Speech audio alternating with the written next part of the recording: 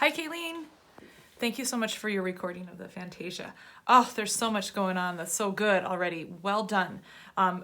Tempo-wise, speed-wise, like you're really getting up there with the vivace, the nice fast speed that this needs, the excitement, the passion that just rolls into this. It's so awesome. I can tell you're enjoying it. So here, let's do a couple things here. Starting at the beginning and overall, any staccatos, really be sure that they're really crisp and clear.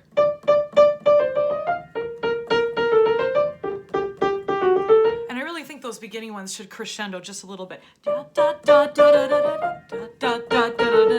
And as I'm getting louder, my arm is getting bigger, okay? My motion gets bigger. So the bigger the motion, the louder the sound.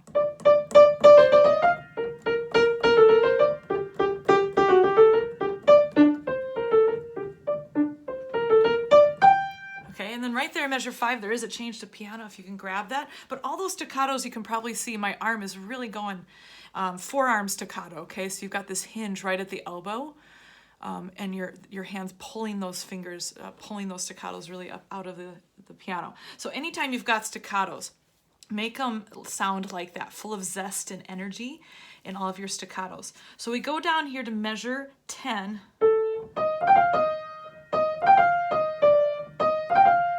We got that little trill, that little turn.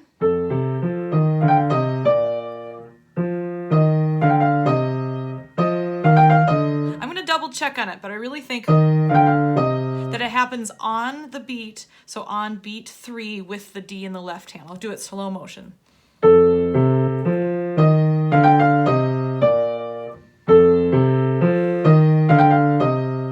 Okay? So you heard that? So I just happening just on the beat itself, kind of giving the max amount of dissonance for that moment. All right. And then we get down to measure 16, 17, and then the same rhythm happens later on, 42, 43.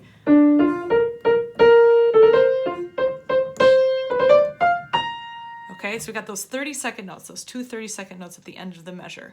Okay, so think of rhythm, what's going on here. We've got the 8th note, which is present. Half of an 8th note is a 16th, and half of a 16th is a 32nd. So the two 30-second notes you see there, when you add up their time together, it equals 1 16th note's worth of time. So 1 E and a 2, or I should say we're on beat, what are we on here? Beat 3, right? Yeah. 3 E and a 4, 3 E and a 1, 3 E and a 1. So how does that translate to you? Delay it a lot longer.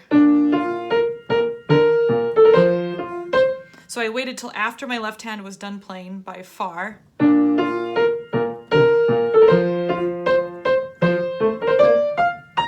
That time my left hand wasn't on the right place, but you heard the right hand, you heard how it works in there. Think of it as more as like a grace note for the next note in the next measure. So that's really just two grace notes leading to the C, and then in measure 17, 2 grace notes leading to the D. And there's some more of those exciting staccatos.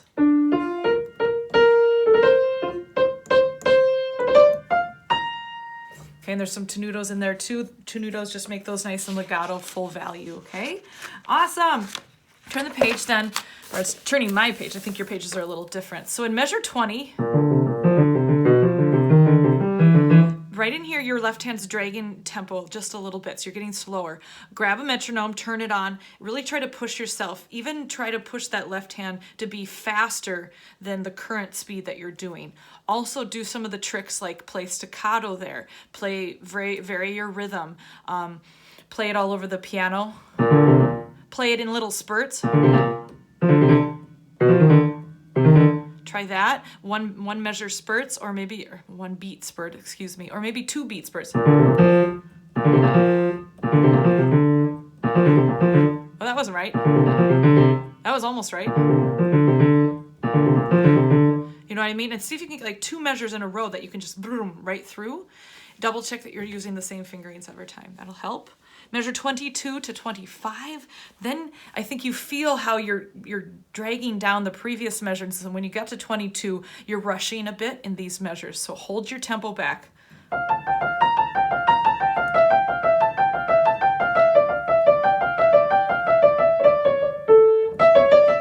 That's it. There we go.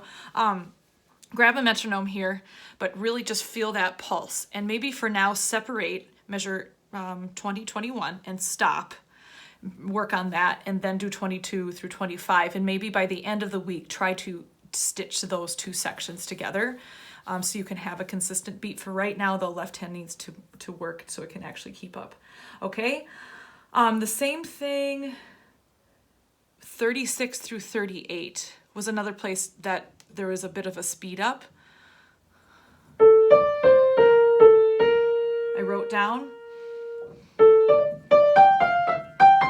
And that might just be the active left hand.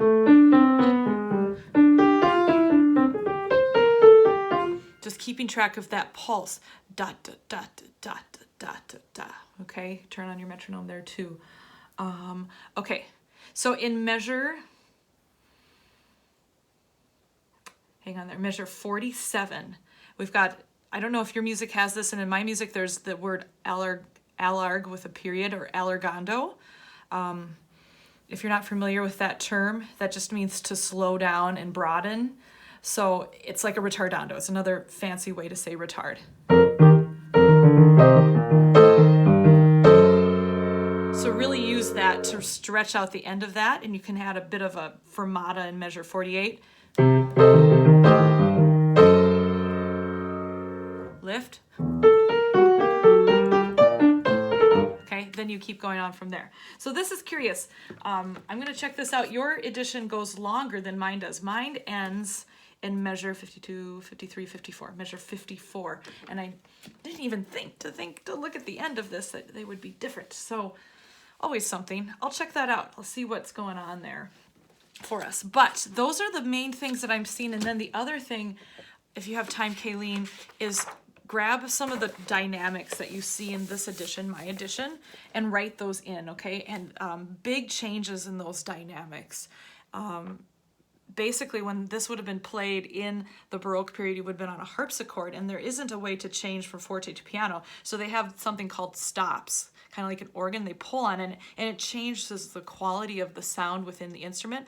Imagine it, by pulling that, it really changes it almost to sound like a totally different instrument. So the difference between forte and piano wasn't just a dynamic change, it was also like a tone or a quality change too.